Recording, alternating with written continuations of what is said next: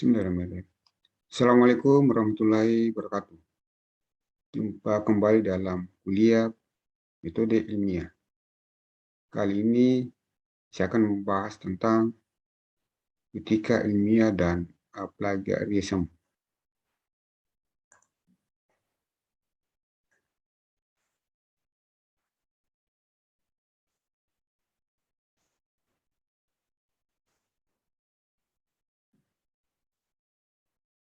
Etika ilmiah dan plagiarisme adalah suatu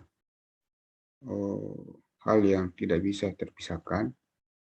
Nah, di dalam pokok bahasa ini kita akan membagi dalam 4 sub pokok bahasan. Yang pertama adalah pengantar terkait dengan perkembangan iptek khususnya daerah revolusi industri 4.0 ya. Kemudian kedua adalah konsep etika ilmiah dan cara pendeteksian plagiarisme. Yang ketiga adalah pengolahan referensi dengan menggunakan software Mendeley. Kemudian yang keempat adalah melakukan pencegahan plagiasi dengan software Turnitin. Yang pertama adalah pengantar. Jadi kita ketahui bahwa seorang ilmuwan itu harus mempunyai tanggung jawab, baik dari segi profesionalisme maupun dari segi moral. Nah, dari segi profesionalisme, tanggung jawab seorang ilmuwan itu adalah mencakup asas kebenaran, kejujuran, tanpa kepentingan, menyandarkan kepada kekuatan argumentasi, rasional, objektif, kritis, terbuka, dan pragmatis, dan netral dari segala pengaruh ya dari luar. Kemudian dari segi tanggung jawab moral, maka dalam hubungannya dengan tanggung jawab sosial, yaitu pada dasarnya bahwa ilmu pengetahuan yang digunakan adalah merupakan upaya untuk kemaslahatan manusia. Ya, ilmu yang digunakan sebagai sarana untuk meningkatkan taraf hidup manusia dengan memperhatikan kodrat manusia, martabat manusia, dan kelestarian lingkungan alam. Itu adalah tanggung jawab seorang ilmuwan dari segi moral. Nah, kalau kita perhatikan bahwa ada beberapa sikap yang perlu dimiliki seorang ilmuwan, ya. Yang pertama adalah tidak pamrih. Artinya bahwa suatu sikap yang diarahkan untuk mencapai pengetahuan ilmiah yang objektif. Yang kedua adalah bersikap selektif, yaitu suatu sikap yang tujuannya agar ilmuwan mampu mengadakan pemilihan terhadap berbagai hal yang dihadapi. Kemudian yang ketiga adalah adanya rasa percaya yang layak, baik terhadap kenyataan maupun terhadap alat-alat indera serta budi.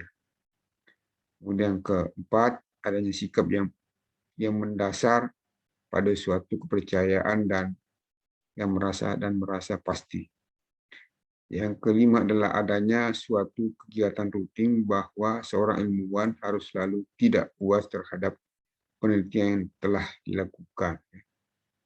Berikutnya adalah memiliki sikap etis akhlak yang selalu berkehendak untuk mengembangkan ilmu untuk kemajuan ilmu dan kebahagiaan manusia. Yaitu adalah sikap ilmiah yang harus dimiliki seorang ilmuwan. Nah, berikutnya adalah etika ilmiah. Berbicara masalah tentang etika itu tidak ada sinonim atau sama dengan moral.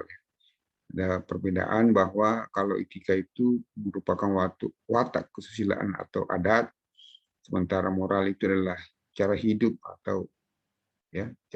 atau adat juga ya. Nah, etika ilmiah itu merupakan suatu nilai yang harus dipatuhi oleh dunia ilmu ya.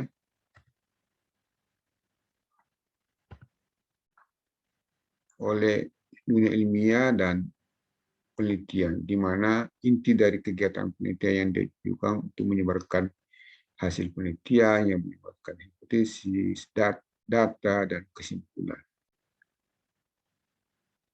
Ya, rangkaian daripada kegiatan ilmiah atau metode ilmiah itu diawali dengan sebuah pengamatan yang menimbulkan pertanyaan berupa apa, kenapa, bagaimana, merupakan suatu fenomena alam atau sosial di sekitar kita.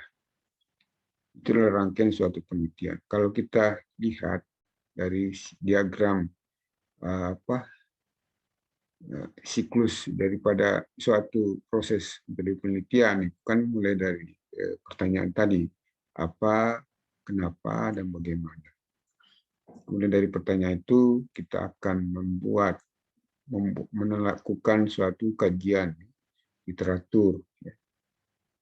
Kemudian setelah itu kita membuat hipotesis, merumuskan suatu hipotesis, ya, kemudian mengumpulkan data, menganalisis data, mengambil kesimpulan, dan membuat karya tulis ilmiah. Jadi hasil daripada penelitian itu adalah dalam hal ini adalah harus dipublikasikan. Itu adalah proses metode ilmiah. Nah, dari proses-proses tersebut tentunya seorang ilmuwan, ya, peneliti harus memiliki kode etik, ya, kode etik yang harus terpuji, ya.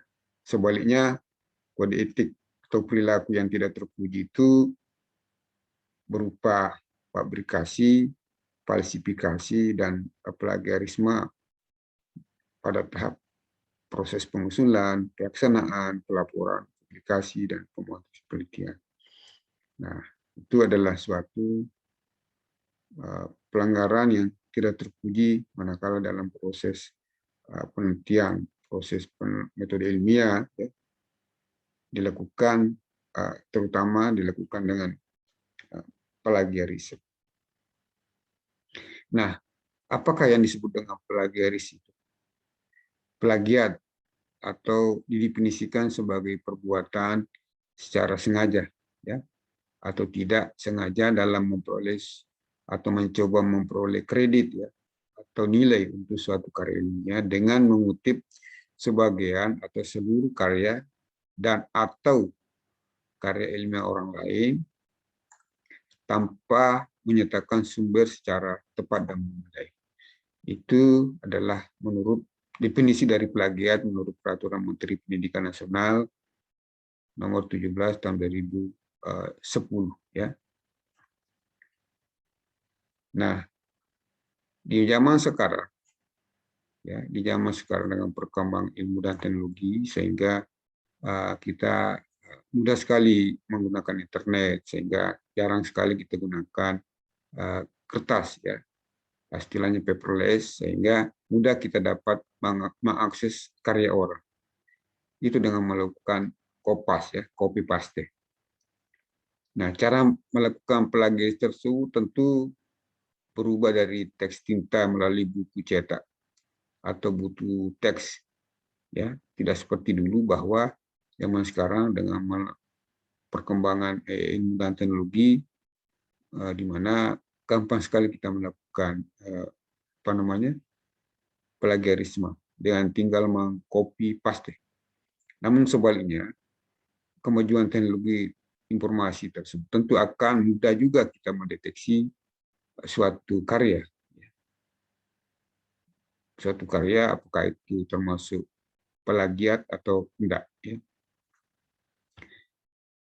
Nah, ada banyak tipe atau macam-macam daripada plagiarisme. Yang pertama adalah intensional plagiarisme, yaitu terjadi karena penulis secara sengaja melakukan.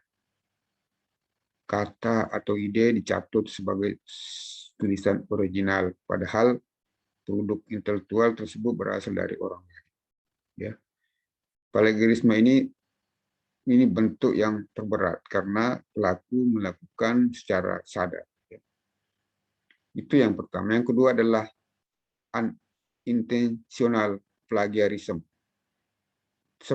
Kebalikan daripada yang pertama, tadi bahwa pada jenis plagiarism seperti ini secara tidak sengaja. Tentu secara tidak sengaja itu berkaitan dengan kaidah-kaidah penulisan ilmiah atau cara atau etika menulis ilmiah. Karena ketidaktahuan ya. Bisa jadi ilmiah atau mungkin karena penulis artikel tidak memiliki akses perpustakaan yang diperlukan, tidak pahaman dan tidak tahuan tentang cara-cara mengisitasi, cara-cara memparafrase daripada itu bisa jadi terjadi plagiarisme. Kemudian yang ketiga adalah inadvertent plagiarism. Mirip dengan unintentional plagiarism, pelaku lalai atau lengah mengabaikan sumber pemikiran dan tidak bisa mencatat, tidak tercatat dalam kutipan. Ya. Jadi ada 3 macam plagiarisme tadi, namun yang paling berat itu adalah yang sengaja yang melakukan penciplakan karya original orang lain ya untuk memenuhi kebutuhan dirinya sendiri ya. Apakah itu berupa untuk laporan, artikel ilmiah, kemudian skripsi, disertasi dan seterusnya. Nah, berdasarkan bentuk plagiarisme ya ada juga yang disebut dengan plagiarisme ide ya. Idenya yang menjadi plagiat ya. Kemudian ada plagiarisme kata demi kata. Jadi copy paste ya ini tadi. Ada juga dengan plagiarisme atas sumber ya. Plagiarisme of source, kemudian plagiarisme kepengerangan. Jadi authorship ya. Autornya yang plagiarisme. Nah, bagaimana cara mencegah plagiarisme tadi ya?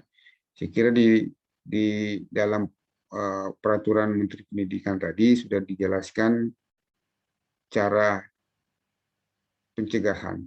Nah, cara pencegahan daripada plagiat ini, di mana dikatakan bahwa tanggung jawab sepenuhnya itu untuk dalam mencegah tindakan plagiarisme dibebankan kepada pimpinan perguruan tinggi, ya.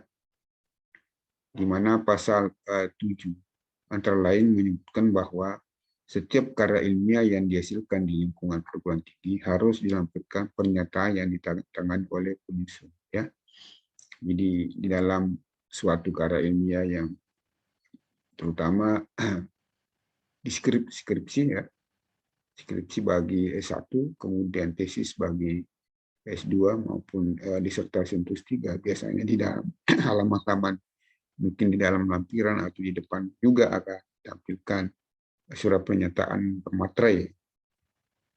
Nah, di mana karya pernyataan tersebut bahwa karya ilmiah yang hasil karyanya ini adalah bebas plagiat ya.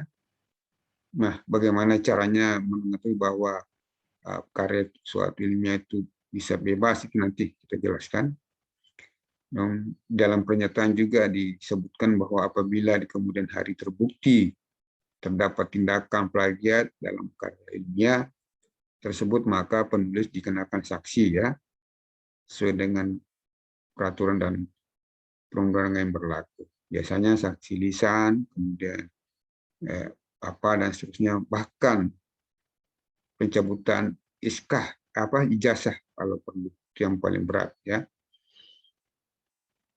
Nah, selain sanksi selain pencegahan secara umum tadi, secara khusus ya, selain pencegahan secara khusus, ada juga pencegahan secara umum bahwa pencegahan tindakan plagiarisme itu dapat dilakukan 3 langkah untuk mencegah ya secara umum. Yang pertama adalah menghindari pencurian ide ya, dengan menyitasi sumber original sumber yang paling representatif atau sumber paling terbaru, ya. Jadi dalam mencari pustaka ya harus original, ya. Kemudian representatif, ya, dan terbaru. Kemudian yang kedua adalah melakukan pengutipan atau citasi dan parafrase. Kemudian yang ketiga adalah menggunakan layanan uji plagiarisme, ya. Nah, langkah pertama adalah untuk kepentingan memperoleh sumber referensi yang digunakan penulis ilmiah, ya, artikel ilmiah, ya, dan dari menggunakan acuan yang sekunder. Diusahakan menggunakan acuan yang primer, yang kalau misalnya di dalam mengutip suatu pernyataan seseorang, maka carilah terlebih dahulu sumber aslinya, ya. Jangan mengutip dari orang per orang, ya, dari artikel orang. Dalam ini usahakan cari dulu aslinya. Kemudian yang kedua adalah utamakan referensinya adalah bentuk karya ilmiah yang paling representatif. Jadi di dalam penulisan pengutipan ataupun sumber pustaka itu, paling tidak sumber pustaka itu yang paling representatif, ya, yang mirip dengan penelitian kita, ya. Misalnya dalam kaitannya dengan penelitian bidang apa, penyakit pada ikan misalnya, maka ya itu tentu referensi-referensi yang digunakan adalah yang representatif, yang mirip dengan itu, dan termasuk dalam bidang penyakit pada ikan. Nah, langkah berikutnya adalah untuk menghindari plagiarisme. Ini adalah ketika melakukan parafrase dan meringkas sumber asli atau menggunakan kutipan langsung ketika menggunakan frase original. Jadi kita akan untuk menghindari plagiasi ini, maka kita harus memparafrase suatu atau meringkas suatu sumber, ya. Saya kira ini akan ada juga mata kuliah tersendiri terkait dengan parafrase, citasi, dan seterusnya. Kemudian yang kedua, langkah berikutnya kenyataan banyak penulis yang nampaknya seolah-olah telah membuat parafrase pendapat orang lain, tetapi sebenarnya ia mengutip langsung pendapat orang lain, atau menerjemahkan dari bahasa asing menjadi bahasa tanpa menyertakan, ya, tanda kutip. Nah, langkah berikutnya adalah uji plagiarisme, ya, untuk mengecek kualitas, ya, kualitas tulisan. Penggunaan perangkat lunak mendeteksi plagiarisme itu sudah dilakukan sejak tahun 2001, ya. Nah, yang paling banyak digunakan, ya, yang sudah komersial, bahkan kita punya juga di jurusan, ya, di jurusan itu sudah ada, ya, adalah namanya Turnitin,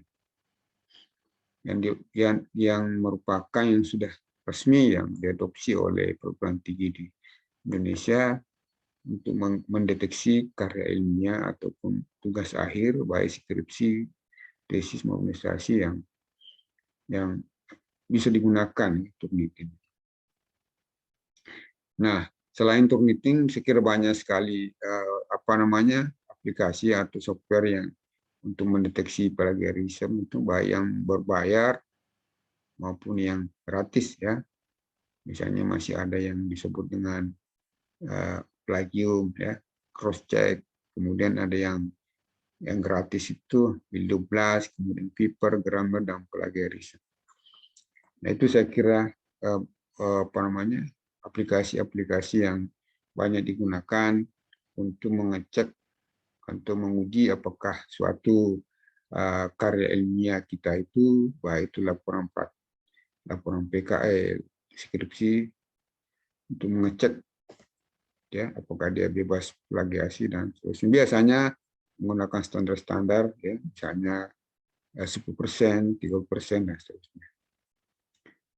Nah, berikutnya adalah kita akan membahas tentang mengelola referensi dengan software Mendeley. Nah, salah satu upaya kita untuk mencegah daripada plagiarisme tadi itu adalah dengan cara manajemen atau mensitasi, ya, atau berdasarkan sumber asli, merujuk pada pustaka, ya, merujuk pada pustaka-pustaka yang original dan primer. Ya. Seluruh sumber yang digunakan perlu dikutip di dalam naskah tulisan, kemudian dikutip dicantumkan sebagai daftar pustaka. Nah, pengutipan sumber dan dalam tulisan dalam daftar pustaka disebut dengan gaya sitasi. Saya kira ada banyak gaya sitasi, ya, ada banyak sekali. Nah, salah satu software, ya. Jadi suatu sitasi atau adalah suatu rujukan kepada buku, ya, artikel, halaman web, atau produk-produk hasil penerbitan lainnya yang memberikan cukup rinci untuk mengidentifikasi produk penerbitan secara unik, ya. Nah, dengan sitasi dapat dilakukan secara otomatis dengan menggunakan program aplikasi yang dirancang khusus untuk tujuan tersebut. Jadi Mendeley ini adalah salah satu, ya. Ada dua yang kita pahami. Yang pertama adalah Zotero dan Mendeley. Mendeley ini gratis, ya.